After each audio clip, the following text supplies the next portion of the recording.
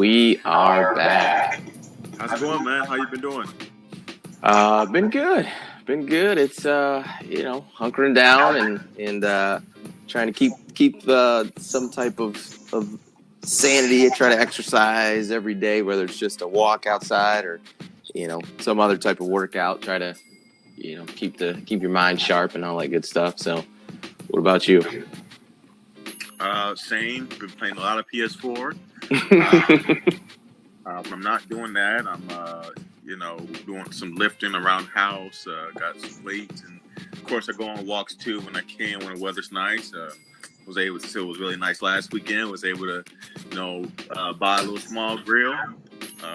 Throw some chicken breasts on there, little stuff like that. So the first time grilling, trying to become a little grill master. It's definitely a work in progress. But yeah, but no, just trying to, live as normal as possible, right? During the unnormal time. So, yeah, actually, you did something pretty cool this past weekend too, right? Say it again. You did something pretty cool this past weekend too, right? Yeah. Went to the west side of the state on Saturday. So we went to Grand Haven, Michigan. And that's actually where my wife and I got married. So we went there. The weather overall was nice, but being on the water, it was extremely windy. So it was pretty chilly. So we were there for the morning, and then after lunch, we went down to St. Joe's, Michigan. And it's odd because it was only like an hour and a half south, but it was legitimately 10 degrees warmer there as opposed to Grand Haven. So we had a pretty good time. We had a really good time. We'll definitely be back out that way. We've been there before, but it was good to do something a little bit different. The parks and stuff were open. I guess a little bit, like, there were like the facilities and stuff weren't open. So like you had to kind of find your own bathroom, whether it was like a Walmart or Meyer, but at least people were able to be on the beach. So it was good. It was good. A really good change of pace for the family. Good. All right. So what are we getting into here? So a couple things we want to get into. So first and foremost is a little bit of topic that we got into this past week of Urban Meyer and talking about I had what some may call some blasphemy. I told you that Urban has underperformed in his last 5 years at Ohio State. So that'll be the first thing we get into, and then we'll also talk about a couple NFL free agents, some potential landing spots, and what could be some good fits for him. So a couple guys have gotten signed, not many, but it seems that little by little guys are getting signed and moving teams. So that's what we'll talk about. And first and foremost, Uncle Urban. I'll kind of plead my case on why I think he underperformed his last 5 years at Ohio State. Before I get into this is not we have a mutual feeling for Urban Meyer. As far as a coach and as how he teaches the game of football, love him. He can do no wrong. Like, love him to death. But when you actually start to really dive in and look at the elite level talent that he had at Ohio State that went on to get drafted in the NFL, and his last 5 years where he essentially the year after his national championship, he should have done more with those teams. In general, and it's a blanket statement, and in general you'll always get in trouble with those, but in a blanket statement, their team was better than the teams that they got on the field against. And for whatever reason, they just could not get it done. They always seem to drop just a stinker of a game, whether it's Iowa or Purdue, just teams they had absolutely no business losing to. And when they did get to the playoff, they got beat by Clemson, I think 31-0. I think that was Deshaun Watson, one of either his last year or the year before his last year. And then just end up, missing the playoff. Like they got beat out, I think, 1 year by Oklahoma. They got beat out 1 year by Alabama. And a lot of it comes back to the bad losses that they had. And it's crazy because I think he lost, I want to say 8 or 9 games in the 7 years that he was there. But you just can't lose the ones that have the magnitude that, that they do, or you can't get blew out by a Purdue team, or you can't get blown out by an Iowa team. Like that that your team is better. Like, so you should have them ready to go. I did some numbers as far as the 2015 class for Ohio State was number 7 in the country. The 2016 class was number 4 in the country. The 17 they were second, and then in 2019, which was not his actual recruiting year, they were 14th. It just, and I also went through and took a look at the top defensive players that came out of Ohio State, because I believe in the last 5 drafts, so from 16 to 20, I believe they had, if not the first defensive player taken, they had the second. So in 2020, obviously, they had the number 2 and number 3 pick with Chase Young, Jeff Okudah. In 2019, Bosa went number 2. And then their next pick was Draymond Jones. He's a D tackle. He went pick number 71. 2018, Denzel Ward was the number 4 pick. 2017, they went 11, 15, and 24 with Lattimore, Hooker, and Conley. And then in 2016, they went Bosa at 3, Eli Apple at 10, and Lee, I believe it's Darren Lee, linebacker, at number 20. So, I mean, just absolute elite talent. And, it just, I mean, they didn't even get to a national championship in that, in that span that we're talking about. And also, too, the last thing I'll say is they didn't have a juggernaut to get through. Like, with a team like, say, LSU, like every single year, LSU has to get through Alabama, and vice versa. Even when, before this year, like when LSU was talent-wise lights out, offensively they were just behind the 8 ball, but nonetheless they still played. Whereas Ohio State, I mean, what, Michigan State a couple years, but in this time frame, Michigan State wasn't there, as far as that elite team. So they didn't even have a juggernaut that they had to get through every single week. It was just staying focused week in and week out. So as much as I love him, he underperformed in his last 5 years there at Ohio State. Okay. Well, first of all, I really do appreciate you, doing your research, making sure that you're able to back up your argument as much as possible. So I commend you for that. I really do. But how can you say a guy who goes 54-9 underachieved? And maybe you state your case. Let me state mine. Okay. For the conference that he coaches in, he had the dominant program. Most years, if not, he was in the Big Ten title game, if not won it. He's won the first national title. He won the first college football playoff that was created. He elevated a program in Ohio State that was already, if not a plus, if now it's like A program, it probably was an A minus or B plus. He elevated it to another level where it was already very, very good. Ohio State, which they were getting most of the Midwest, the best players in the Midwest, now they're recruiting nationally. They're getting guys from Texas. They're getting guys from the West Coast. Now, obviously, Urban Meyer, he literally took an Ohio State program that was pretty much a dominant Midwestern Big Ten program and made it a national power. He brought it in the conversations of the LSUs, the Alabamas, now the Clemsons. That all originated from him. Now, sure, he had his downfalls. He's had games he's lost that he shouldn't have. Look, 2015, losing against a backup quarterback at home in the horseshoe, there's no excuse for that. But he lost one. He lost against MSU before in the Big Ten title game, 2013, I believe. So he's had his downfall. He's lost against an Iowa team. He's also against a Purdue team that won won 6 games.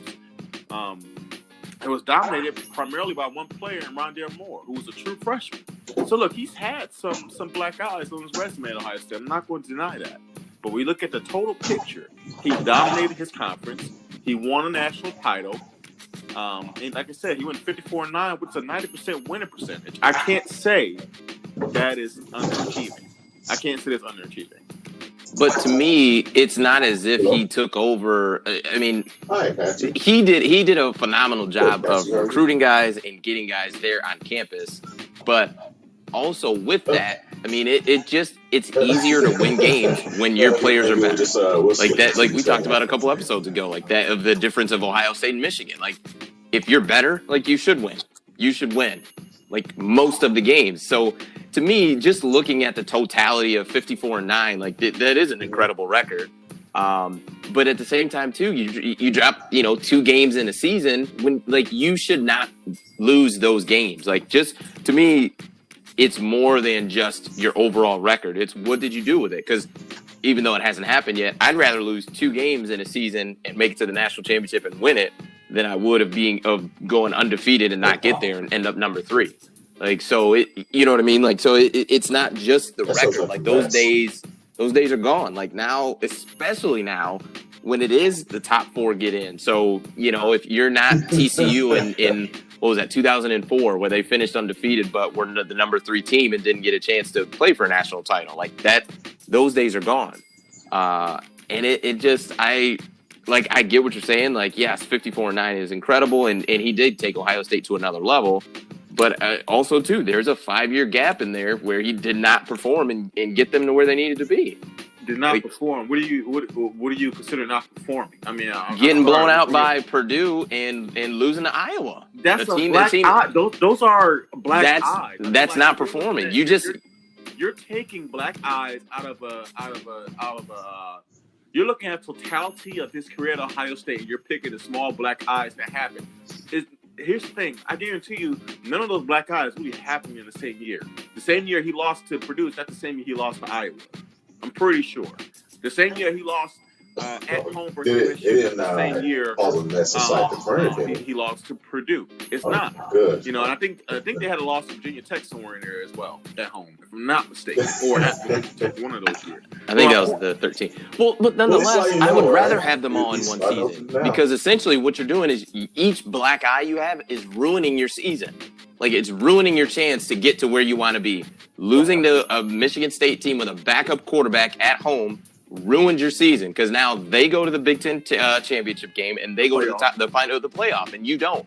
Yeah. And you're a one-loss team. Like so, it's almost worse. It's almost worse that you don't have, that you let. In multiple seasons, one black eye here and there ruined that season. Like it's one thing if you lose to Michigan State, but then you still end up making it in, and when you get to the Final Four, it doesn't even matter how you got there. It really doesn't matter. Sure, because you got a shot to get there. But essentially, him having those black eyes in consecutive seasons ruins the season. Like you don't have a shot to get to where you want to be. Like so, that's the part that. And on top of it, it's teams that you're better than. Like I could see if it was evenly matched, even if it was a Michigan Ohio State, where all bets are off when it comes to rivalry games. Like because I've seen Alabama teams that were head and shoulders better. I don't agree with that. I don't agree. Nowadays, I think the talent gaps are so big. I think even in rivalry games, it's a little bit tougher. I mean, Michigan, Ohio State, Exhibit A. I mean, I think nowadays the talent gap, especially when you're talking about the rivalry games that involve the top echelon programs like Ohio State, Clemson, Alabama, a lot of times the other teams just can't compete. They may compete, but they don't stay in the game for long. It's just tougher to do nowadays because the guys that are on the opposite side of each other just are not that close in count.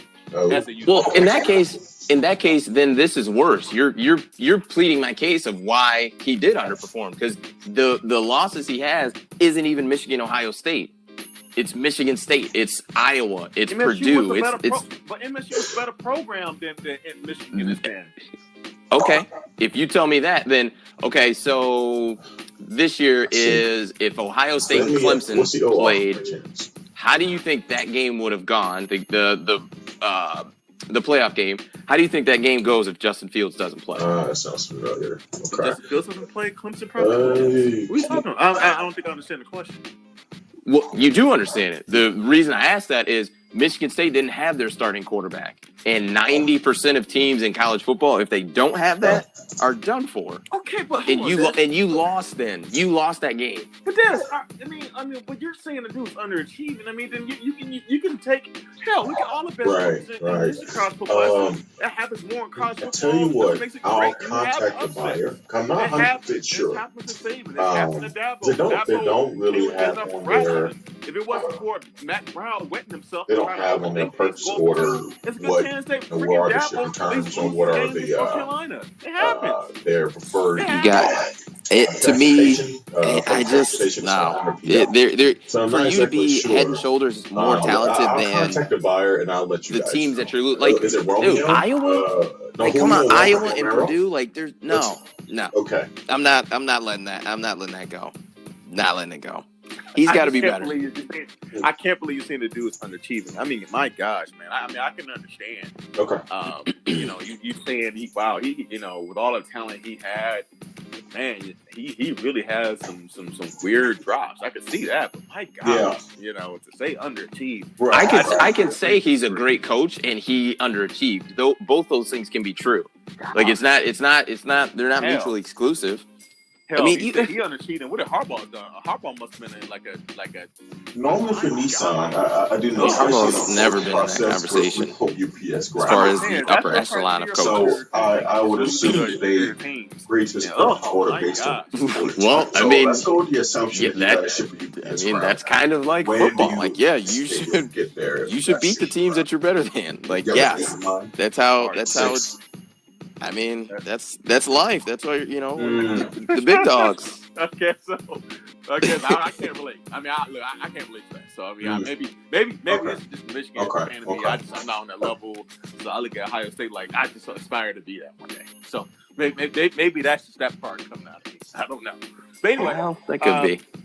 Yeah, let's go ahead and flip and let's get into the crazy topic. Okay. All right. Cool. Well, all right. So I'll give you the free agent, and you tell me where potentially a good fit would be. Well, let's start number one with my man Killer Cam. Where do you see him a good landing spot for him? When a customer sends his quote over, they send the say the first or the second or whatever. The New England Patriots, but it makes it's kind of tough trying to build a price trying to get material.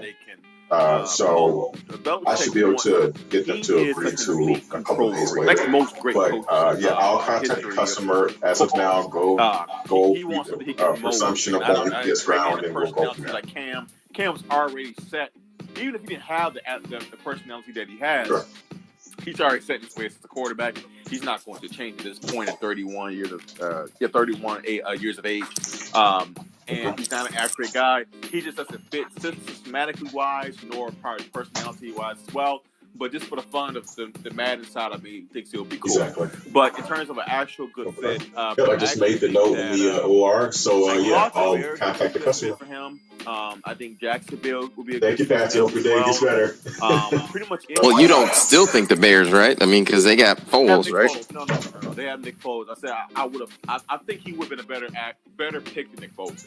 I think he would have been a better fit for them than Nick Foles. I think he could be a good fit in Jacksonville. I know they have Gardner Minshew, but it's worth a shot. You bring him in, see if you can win the job of Gardner Minshew, and if you can, then there you go. You have a starting quarterback, and he still has some years ahead of him. So I'll say the Jags, and let's see, maybe. That's pretty much it, man. It's not a lot of places that need a quarterback right now.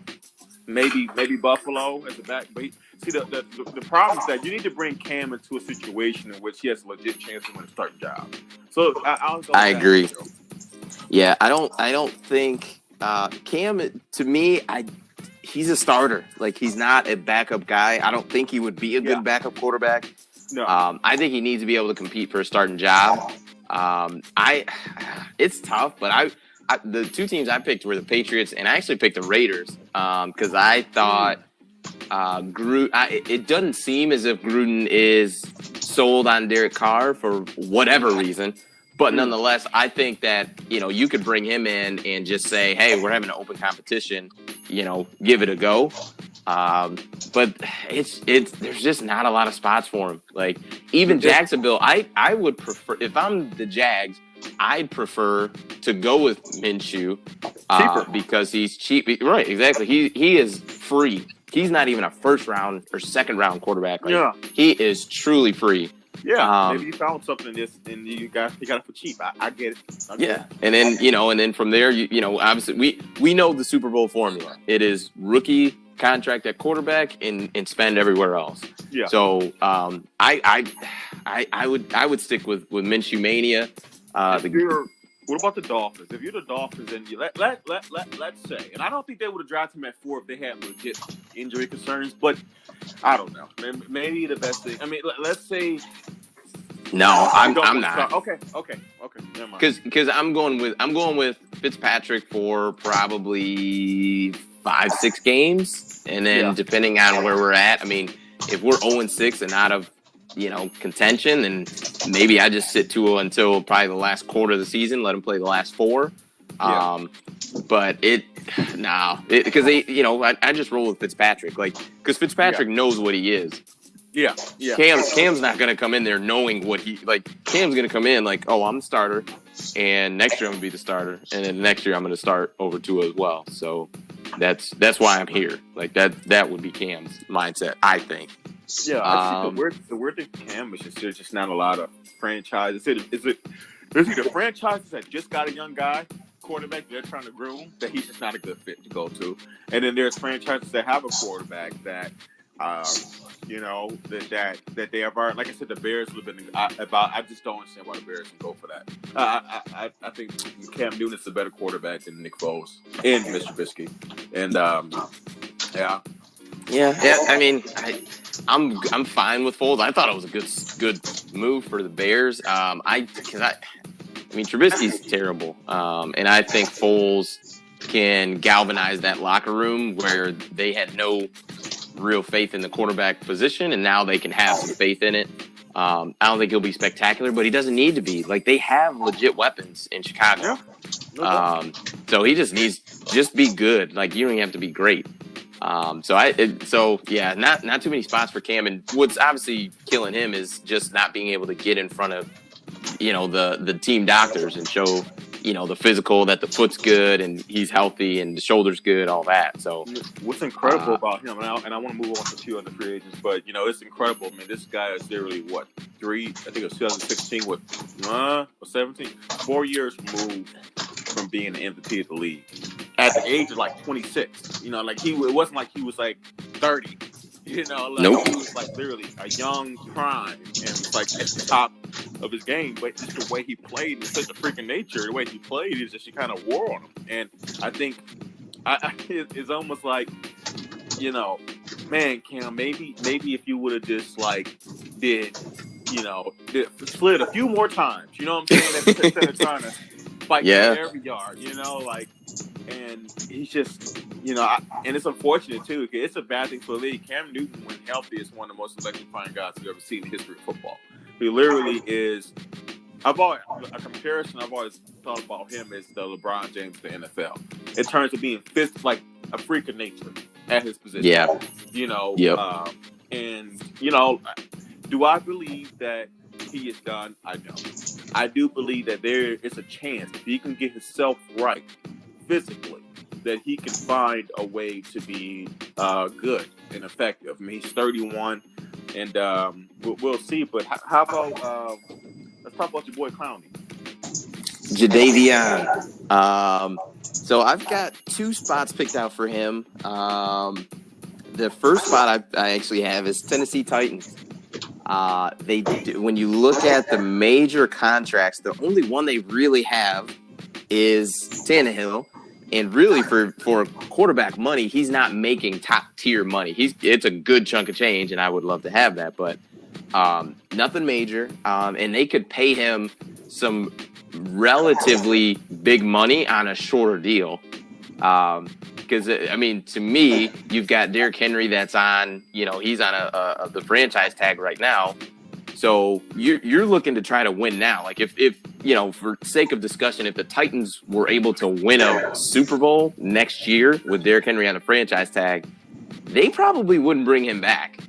Or if they did, they'd probably offer him, I don't think they would make him the highest paid running back. If that makes it, he'd be maybe 5, 6, something like that, if they had it their way. So I think with Clowney being relatively young, that the Titans would be a good spot. And then I also thought Miami. Only concern I would have is that Miami just invested a lot of money in Byron Jones and Xavier Howard. They're 2 corners, so they have ponied up some good money already. But he does fit in of the they're getting younger, and he's still relatively young. I mean, to be a veteran in the NFL. So I thought those were 2 good landing spots because both of those teams need a pass rusher. Like, so bad. Yeah, no, I can see that. Well, I got, I think about some of the teams, for one, that have the cap space to be able to make an investment of, $16 to $18 million, even if it's for 1 year, approve a deal. Like the Cleveland Browns. I think about Cleveland, they do a 3-4, if I'm not mistaken. Well, he's interchangeable in 3-4 or 4-3, I think, as a pass rusher. Cleveland has $39 million in cap space. They have more than enough to go after Clowney. I think they're in win-now mode. They have a win-now roster. They just solidified their offense, at least attempted to booster up their offensive line in the draft. They have plenty of offensive weapons in terms of Kareem Hunt, Nick Chubb, Odell Beckham, and Jarvis Landry. So their offensive side is set. They got some good defensive players as well. But you had a guy like Jadeveon Clowney, you have a good chance to compete in the AFC North, where really the only team that you have to worry about is the Ravens. I think the Steelers are going to be average, and I think the Bengals are rebuilding. So, I think the Browns are a really good fit for them. Another surprising team, and this could just be fantasy, but they do got $28 million in cap space as the Lions. Now, do I believe that Bob Quinn and Matt Patricia would do it? Absolutely not. For one, he's not a former Patriot. They're not really known to take risks. If anything, they are risk adverse. I'm just saying that may be a team that really has somewhat eating to win now.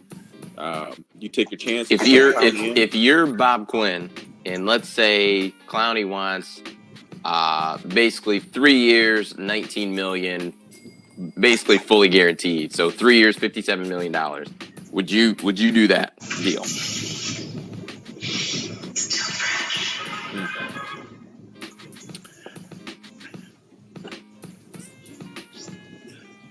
If I'm Bob Quinn, yes. Because I'm looking at Bob Quinn's standpoint. I believe that he has all the trust in his process as well as his board. And he believes that they believe together that they can create game plans and rosters that can get that basically can turn water into wine. That's the way they think that we could take the raw talent, we can put them into our system, and we can make the most out of them. And maybe, I don't think they can, but maybe they can take a guy like Clowney, put him in certain positions around the field, interior, exterior rush, and find ways to utilize his raw talent, his raw athletic ability. He's 27 years of age. You give him a 3-year deal, that's all of his prime. And by the end of his deal, he's 30, and he's out the door. So I think age-wise, it makes sense. I think $19 million is a little steep, but it could be worth taking. Just coming off the books as well. Marvin Jones will be off the books after this year. It may be worth taking a chance. If you're Detroit would be the team to sign him and then drop him in coverage like 60% of pass rush opportunities. Absolutely. Like that's what they would do. But think about it. I know Trey Flowers underperformed this past year, but look.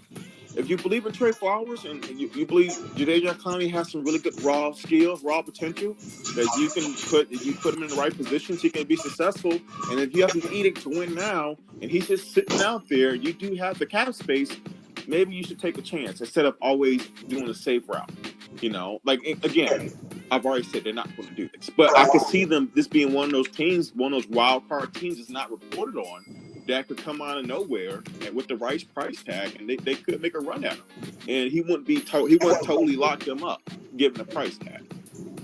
Yeah, and I say he's been sitting out there floating forever. Like offer him 16 million fully guaranteed for 2 years with a team option, the next year. And I'm saying do it while no one else is chomping at him. Like you know what I mean? Like it's buy low, No one's calling Clowney right now, so why not give it a shot? How about this? Hell, offer a 2-year deal. You try to. Most teams, I believe nobody's gonna get him 3+. I think most teams, if he's gonna get, no matter what the salary is, he's going to get 2 to 3 years. I think that's going to be the type of contract he gets offered. I say do it like this: offer him a 2-year deal, worth $40 million, but guaranteed 22 in front load. Like it's something like that. Like get creative in which, or give him a 3-year contract. Worth, I don't know, let's say 3 years at, what's 48 divided by 3? I don't know, like, what is that? Oh, you ain't getting him for that. That's 16. He ain't gonna sign that for 3 years. No way. I don't know, cause like think about it. Which if let's say if you're Clowney and I offer you 3 years at what I said 48, so it's about 16. Yeah, that's 16 per year. 16 right? a year. Yep. Yeah, and I say out of that, let's say 38 of it's guaranteed. 30 of it's guaranteed. 30 out of 48 million is guaranteed compared to, hell, a 3-year deal at 60, but only 25 is guaranteed, which does happen. Like there's certain, then it may be loaded with incentives. Like there's different ways you can be creative. I'll put it this way: the right GM, a good GM, can get it done. Just don't let John Lynch get him. I was literally getting ready to say, like, watch him go to the 49ers and on a great deal for everybody, because John Lynch is legendary. He's legendary. Hey, look, he get rid of the 49ers. Let me see how much money they got. There's no way they can do it. It's no way. It's no way they got the money for it. Let's see what the 49ers are at. They can do anything. No, they can't do it. They don't got the money for it. They have no money. So I'm like, they can't do it. But don't be crazy. They could restructure Jimmy, and they would make it happen. John Lynch is a magician. Okay, magician. We're going over 30-minute limit, but let's go ahead and round it up. So who else do you want to cover real quick? Popcorn. So I wanted to cover Eric Reed real quick. Very young safety. The one that I thought would be a great fit for him would be the Cardinals. Right now they've got Budda Baker as their free safety. And honestly, I don't think he's a true center fielder, whereas I think Eric Reed can be that center fielder, and then you can kick Budda Baker down to the box because he's a tackling machine. That's what he does well. So I thought that was a good fit for him, and they have a chance. It's a tough division, but they got a chance to be okay. I mean, they were really bad last year, but they got a chance to be okay this year. No, I mean, yeah, they'll be okay, but I mean, you got to remember they're playing the same division as the Rams, Seattle. I mean, that division. Yep. It's going to be it's an uphill battle, baby. I'll put it this way: Kyle's going to have to wait his turn. It's going to be rough for some years, man. No, but I like that. I mean, I wouldn't say 28 is young, but in the Eric Reed's kind of a one-trick pony. He's more of a run support type safety. He's not necessarily good in pass coverage. He's more of a banger. He's gonna come up in the box, and help out and run support. He can do okay in pass coverage, but look, he's worth bringing in. I think of some corners on the market. I'm looking at guys like Logan Ryan, Prince Amoko Mara. Darquez Nard, who actually plays more of a nickel nowadays. I like a guy like Logan Ryan. I can see him going to a team. I think every team needs corners. Hell, I think the Lions need an additional corner. We traded one away, just in case you were wondering. Right. Yeah, we traded Pro Bowl away. Just because he didn't necessarily fit in. The funniest thing is I've been hearing Darius Slay's name more often in the last 2 weeks than I have in the years that he was just arguably the best corner in football. Like, it's pretty crazy when you get away from Detroit how much, like, you actually get highlighted for your actual talents. Yeah. I mean, doing the broadcast in the games. I think broadcasters always talk about how good Darius Slay is, but no, he definitely never got the national mention. I mean, you had guys like Keith Lee. Pretty much anybody who's a good corner who didn't play in Detroit got more shine. Guys, like I said, Keith Lee, of course, Richard Sherman. Hell, even Xavier Rhodes, you heard a lot about nationally. He was very good. But, I never thought he was better than Slay. I thought Slay was a little bit... I would give Slay a nod over Xavier Rhodes. I think that he's going to do really well with Philly. I mean, look, you put Jim Schwartz, as crazy as a nutcase he is a hell of a defensive coordinator. He is a hell of a defensive coordinator. And they have a great defensive line, and, he's only going to make them that much better. Philly's defense is going to be excellent. The question for them, there's only one question for the Philadelphia Eagles. Can Carson Wentz stay healthy? If Carson Wentz is healthy, they are a Super Bowl contender. Now, even if he's not, you got Jalen, baby. It's built by Bama. Built by Bama. And the only thing I do worry about Philly too, they don't really have a lot of weapons on the outside. I know they got Jalen Reagor from TCU, but still, I mean, that may be a team that you love your mid-season trades. That may be a team that picks up the phone. I'll call the Lions. Let's say the Lions are not in it, that may be a team that I'll call, see if you want Kenny Galladay, or if you want Marvin Jones. Actually, I'll take that back. Don't be surprised mid-season if you see Marvin Jones to the Eagles. I can see that. He's an expiring contract, a deep threat. It makes a lot of sense. Yeah, it does. Ugh. He's good. I like him, but I think he will be a casualty, a mid-season casualty, I think. And we'll see. Lions, I don't think will be in much of anything. I mean, think at about the trade deadline. I won't put it past them. You know what? I'm kind of talking myself into it.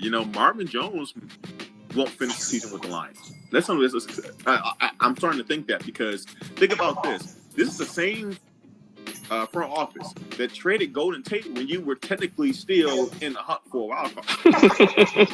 Remember that?